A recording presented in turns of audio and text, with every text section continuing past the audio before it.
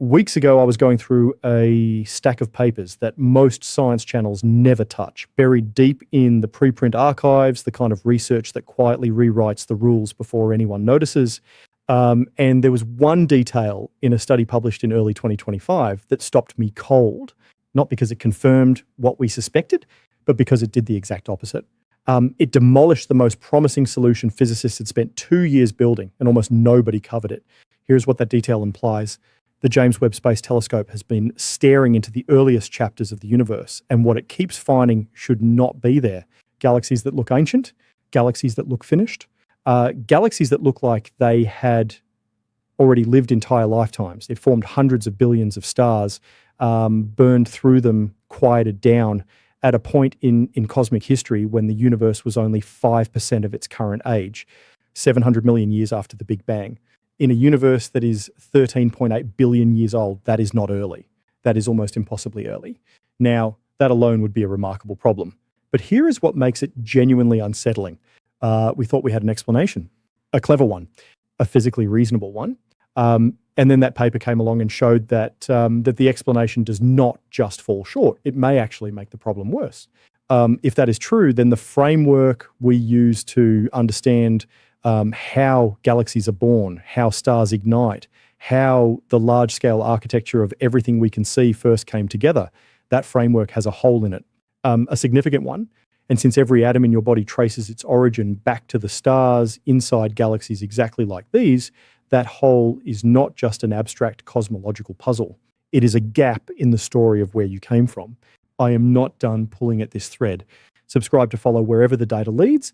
To understand why these galaxies are so disturbing, you first need to understand what the universe was supposed to do. After the Big Bang, the cosmos was not an empty stage waiting for things to appear. It was a nearly uniform ocean of hydrogen gas, and crucially, something we cannot see, dark matter. Dark matter outweighs ordinary matter by a factor of at least 5. It does not emit light, does not reflect light, does not interact with anything except through gravity, but that gravitational pull is everything. Because in the earliest moments, the universe was not perfectly smooth. There were tiny ripples, minuscule regions where matter was slightly denser than average. We can actually see the fossil record of those ripples today. They are imprinted in the cosmic microwave background, the faint afterglow of radiation left over from when the universe was just 380,000 years old. That ancient light is one of the most precisely measured things in all of science. Those tiny density variations were the seeds. Dark matter began collapsing into those overdense regions first, pulling hydrogen gas in behind it, building what we call dark matter halos, enormous invisible scaffolding around which galaxies would eventually assemble. Think of a halo as a gravitational cradle. No halo, no galaxy. Small halo, small galaxy. And the critical point is this: halos grow slowly. They build up mass hierarchically, small structures merging into larger ones over billions of years. This is not a guess. This falls directly out of the mathematics of gravity applied to the initial conditions we measure in the cosmic microwave background. It is one of the most robust predictions in all of cosmology. The model even has a name, Lambda-CDM, cold dark matter plus a cosmological constant. For 30 years, it has predicted the large-scale structure of the universe with extraordinary precision. The web of galaxy filaments stretching across hundreds of millions of light years, the ratio of hydrogen to helium forged in the first 3 minutes after the Big Bang, the precise statistical patterns in that ancient microwave glow. Every ship that followed this map arrived exactly where the map said it would, until James Webb pointed at the early universe and found something the map had no room for. The problem did not start with James Webb. It started about 15 years ago when ground-based telescopes finally became sensitive enough to survey galaxies at extreme distances. A handful of cases appeared. Galaxies that looked too large, too evolved, too red for how early they existed. Red matters here. Galaxies actively forming new stars burn bright at short wavelengths because they are packed with massive, hot, short-lived stars. They look blue. Older galaxies, where that frantic star formation has already burned out, look red.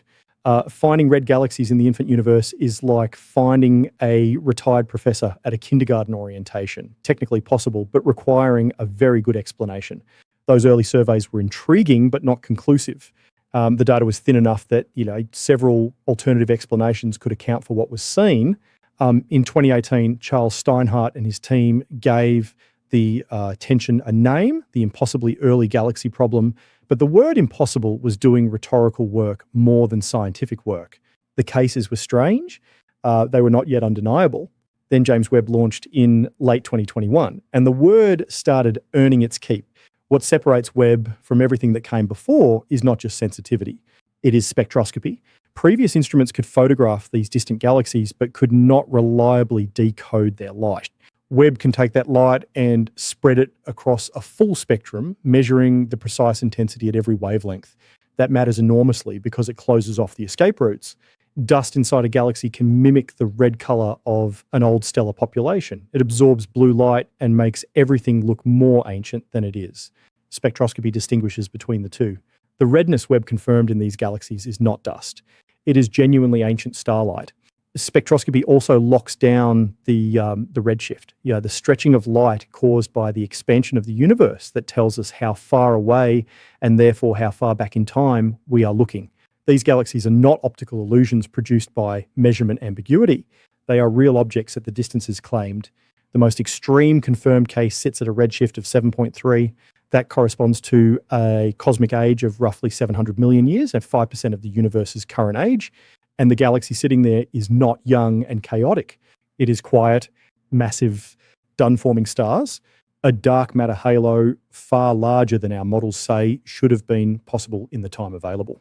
Stop and hold that image for a moment. 700 million years sounds like an enormous span of time, but against 13.8 billion years, it is the same proportion as the first 4 days of your entire life. And in those 4 days, this galaxy had already lived, flourished, and gone quiet. That is not a rounding error. That is a structural problem. When confronted with data that does not fit, science does not immediately discard the model. It asks a more precise question. Which assumption inside the model is wrong? And in this case, there were several reasonable candidates worth examining carefully. The first and most promising involved something called the initial mass function, or IMF. When a cloud of gas collapses and ignites into a burst of star formation, it does not produce stars of uniform size. It produces a distribution, some massive, some medium, many small. The IMF describes that distribution, the ratio of giants to dwarfs. And here's the critical point. We cannot directly count every star in a galaxy 13 billion light years away.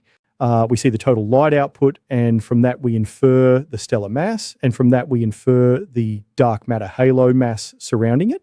Every step in that chain requires an assumption about the IMF. Now, the IMF we typically use is calibrated from observations within our own Milky Way, but the early universe was a fundamentally different environment. It was metal poor, meaning it lacked the heavy elements forged by generations of dying stars because those generations had not happened yet. In a metal-poor environment, collapsing gas clouds do not fragment as efficiently. The leading theoretical expectation is that this would produce a top-heavy IMF, like proportionally more massive stars than we see forming today. And this is where the potential solution appeared. Massive stars are extraordinarily luminous. A single star with 20 times the mass of the sun can outshine 10,000 stars like it. If the early universe was producing disproportionate numbers of these giants, then the total light output of these early galaxies would be far higher than we would expect for a given amount of stellar mass. We would look at that brilliant light, apply our standard conversion formula, and dramatically overestimate how many stars, and therefore how much dark matter halo, we were actually dealing with.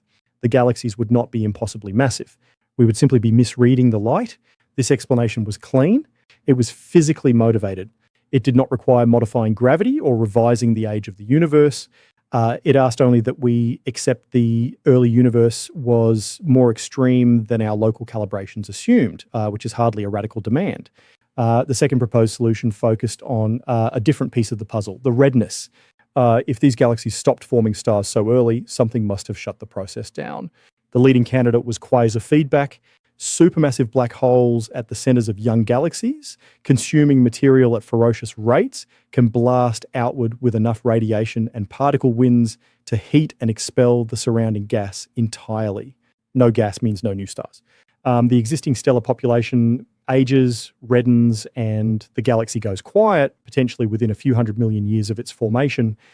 We know this mechanism operates. We observe it in galaxies much closer to us. The question was whether it could operate with sufficient violence at sufficient scale early enough to account for what Webb was seeing. Both solutions were plausible. Both were actively supported by portions of the observational data. The field began cautiously converging toward a picture where the standard model did not need to be discarded, only stress tested and refined in ways that accounted for the extreme conditions of the early universe. That convergence did not last. This is the detail I mentioned at the beginning, the one buried in the archives, the one that reframes everything that came before it. A research team set out to test the top-heavy IMF hypothesis directly. The logic was straightforward. If those impossibly early galaxies eventually grew up and became something we can observe in the nearby universe, then we should be able to find their descendants. Galaxies that formed extremely early, burned intensely, shut down quickly, and then spent the subsequent 13 billion years sitting quietly while the universe expanded around them. Compact, massive, red and old. Astronomers call them relic galaxies, and we do have candidates for them in our cosmic neighborhood. The advantage of studying nearby relic galaxies is enormous. At close range, James Webb can detect not just the brightest, most massive stars dominating the light output, it can reach down into the faint end of the stellar population. The little red dwarf stars, the dim, long-lived, low-mass stars that contribute almost nothing to a galaxy's luminosity but carry significant mass. Stars that are completely invisible at cosmological distances but absolutely present, quietly accounting for a substantial fraction of what the galaxy actually weighs. And when the team measured the IMF in these nearby relics, the result was not top-heavy. It was bottom-heavy, significantly bottom-heavy. An excess of low-mass stars compared not just to the Milky Way, but compared to what a top-heavy early IMF would predict. More stellar mass hidden in dim, faint objects than the light alone would ever suggest. Now, think carefully about what that means for the measurement chain. If we are underestimating the number of low-mass stars, we are underestimating total stellar mass. If we are underestimating stellar mass, we are underestimating dark matter halo mass. The galaxies are not smaller than they appear. They are larger. The solution that was supposed to shrink the problem has, if this result holds, expanded it. The authors were careful, appropriately careful. They acknowledged that identifying nearby relic galaxies as true descendants of the impossibly early population involves assumptions. 13 billion years of gravitational interactions, minor mergers, and gas accretion could plausibly alter the IMF signature in ways that are difficult to fully account for. It is also possible that the IMF carries an excess at both ends simultaneously, more massive stars and more low-mass stars compared to the middle range, which could still partially rescue the original hypothesis. But the clean resolution the field was hoping for did not arrive. What arrived instead was a deeper question dressed in the same clothes as the original one. Stop thinking about galaxies for a moment. Look at your hand. Every carbon atom sitting in your skin, your bones, your bloodstream was forged inside the collapsing core of a dying star. Not metaphorically, literally, the carbon did not exist when the universe began. It was manufactured through nuclear fusion in stellar interiors operating at tens of millions of degrees, then scattered across interstellar space when those stars exploded. That material drifted through molecular clouds for millions of years, eventually condensing into the disk of gas and dust that became our solar system, then our planet, then the chemistry that assembled you. Those stars belong to galaxies, galaxies that formed from dark matter halos, halos that grew according to rules we are now finding reason to question. If we are misreading how those earliest galaxies assembled, if the timeline of star formation, halo growth, and stellar mass distribution in the infant universe is different from what our models describe, then we are misreading the origin story of the material you are made of, not the broad strokes, the specific sequence, the precise conditions under which the elements in your body were first created. You are not watching this problem from a comfortable distance. You are sitting inside its consequences. The universe that produced you operated according to rules. We have spent decades writing those rules down with extraordinary care and precision. And right now, the most powerful telescope humanity has ever built is sending back data suggesting that some of those rules applied to the very first chapter of cosmic history are producing answers that do not add up. That is not someone else's problem. That is yours. Before we treat these anomalies as a verdict, intellectual honesty demands that we give the standard model its fair hearing. Because its defense is not weak. It is actually quite strong. Lambda-CDM predicted the precise statistical patterns in the cosmic microwave background down to 5 decimal places. It correctly forecast the ratio of hydrogen to helium produced in the first 3 minutes after the Big Bang, a prediction made decades before the measurements were precise enough to confirm it. It accounts for the large-scale web of galaxy filaments stretching across hundreds of millions of light years in a way that no competing framework has come close to replicating. This is not a model held together by wishful thinking. It is a model with an extraordinary track record built across 30 years of increasingly precise observation. The conservative position argues that the early galaxy anomalies may yet dissolve into improved astrophysics rather than broken cosmology. Star formation models in the early universe carry genuine uncertainty. Quasar feedback mechanisms are not fully characterized at those epochs. The relic galaxy sample used to measure the bottom-heavy IMF is small, and the chain of inference connecting those nearby objects to their impossibly early ancestors involves assumptions that have not been independently verified. These are legitimate objections. They deserve weight. But here is the historical precedent worth holding alongside them. In 1917, Einstein inserted an arbitrary term into his field equations, the cosmological constant, specifically to force his model to match his expectation of a static universe. He later called it his greatest blunder. Decades afterward, that same constant re-emerged as the leading explanation for dark energy, the force driving the accelerating expansion of the universe. The lesson is precise. The universe does not arrange itself to satisfy our aesthetic preferences for clean equations. It runs one version of itself, indifferent to how elegant or inconvenient that version is for the frameworks we have built to describe it. Confidence in a model is earned through prediction.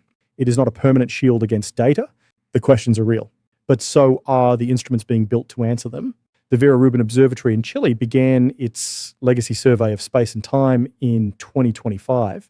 Every few nights it scans the entire southern sky, accumulating a catalogue of billions of objects with a statistical depth that previous surveys could not approach.